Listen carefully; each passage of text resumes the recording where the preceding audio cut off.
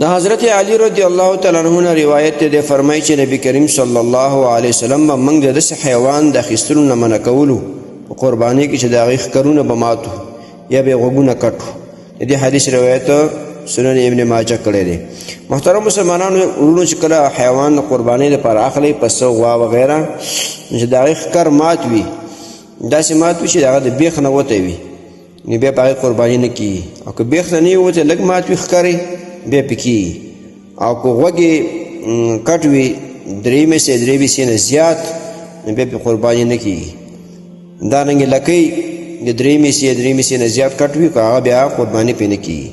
نو دې وجې نه چې کله حیوان اخلئ، چې کوم حیوان د غوږونو والا وي، غوږونه یې ګورئ چې هسې نه هغه کټ وي 3 میسې نه زیات، 3 میسې 3 میسې نه زیات، یا ښکرونه د بیخ نه زیلیو نه ریشو نه مات وي، بیا په هغې قرباني نه کېږي. دې وجې نه چې قرباني اخلئ نو ګورئ، دغه ښکرونه هم ګورئ، که ښکرو والا و، غوږونه هم ګورئ، که لکۍ والا غوا میخه وغیره و، هغې لکۍ هم ګورئ چې لکۍ کټ شوي نه وي، بیا په هغې قرباني نه کېږي.